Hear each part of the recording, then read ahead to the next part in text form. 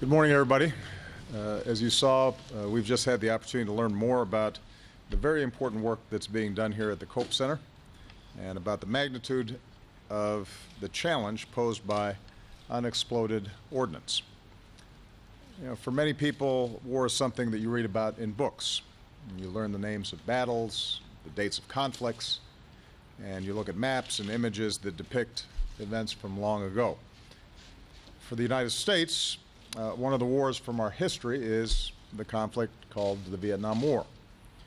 It's a long and complicated conflict that took the lives of many brave young Americans. But we also know that despite its American name, what we call it, this war was not contained to Vietnam. It included many years of fighting and bombing in Cambodia and here in Laos.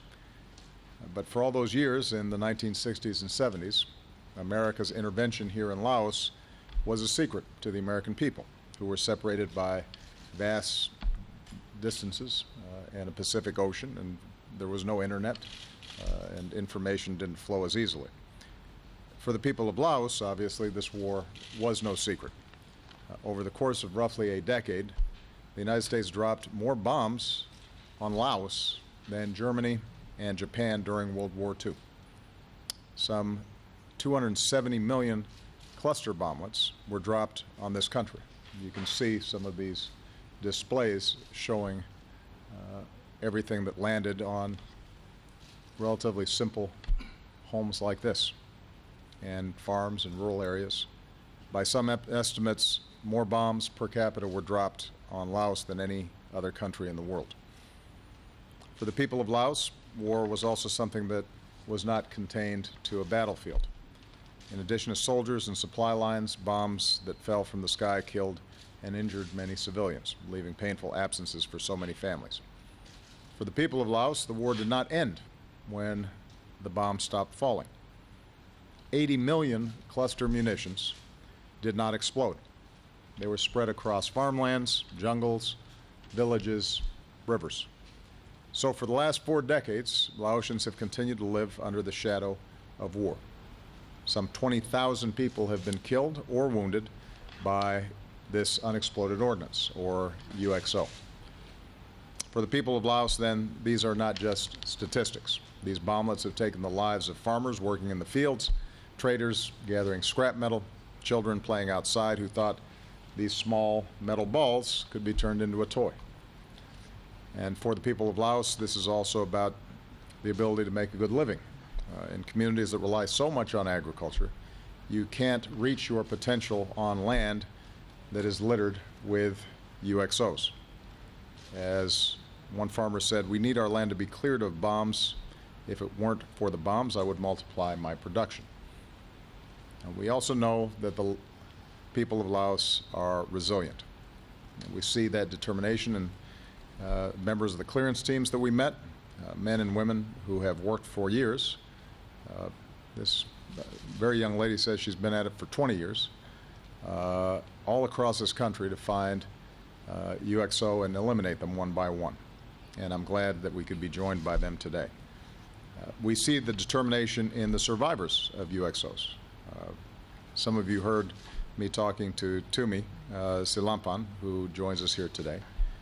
When he was just a young child, he was badly wounded by a UXO explosion and lost his left hand, but rather than losing hope, he's dedicated his life to providing hope for others.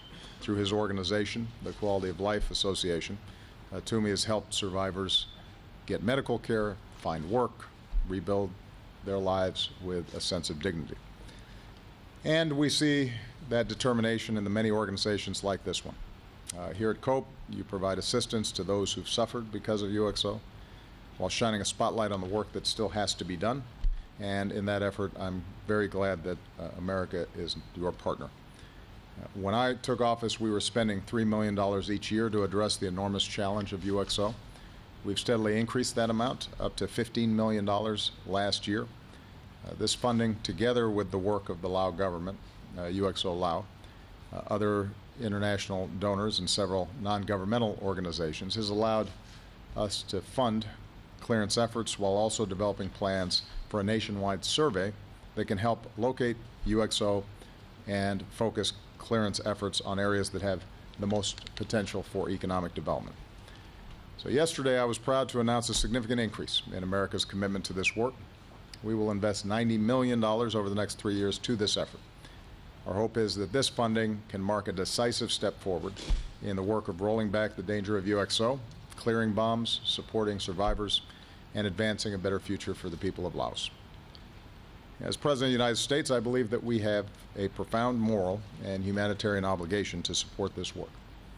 We're a nation that was founded on the belief in the dignity of every human being. Sometimes we've struggled to stay true to that belief, but that is precisely why we always have to work to address those difficult moments in history and to forge friendships with people who we once called enemies. That belief in the value of every human being is what motivates the teams of Americans who've traveled to remote parts of this land to find the remains of hundreds of Americans who've been missing so that their families can receive some measure of comfort. That belief has to lead us to value the life of every young Lao boy and girl who deserve to be freed from the fear of the shadow of a war that happened long ago. Doing this work also builds trust. History does not have to drive us apart. It can sometimes pull us together. And addressing the most painful chapters in our history honestly and openly can create openings, as it has done in Vietnam, to work together on other issues so that violence is replaced by peaceful commerce, cooperation, and people-to-people ties. And above all, acknowledging the history of war and how it's experienced concretely by ordinary people is a way that we make future wars less likely. We have to force ourselves to remember that war is not just about words written in books or the names of famous men and battles. War is about the countless millions who suffer in the shadows of war, the innocents who die, and the bombs that remain unexploded in fields decades after. Here in Laos, here at COPE, we see the victims of bombs that were dropped because of decisions made half a century ago, and we are reminded that wars always carry tremendous costs, many of them unintended. People have suffered, and we've also seen, though, how people can be resourceful and resilient. It helps us recognize our common humanity, and we can remember that most people want to live lives of peace and security. We embrace the hope that out of this history we can make decisions that lead to a better future for the people of Laos, for the United States, for the world. Thank you very much, everybody. Thank you.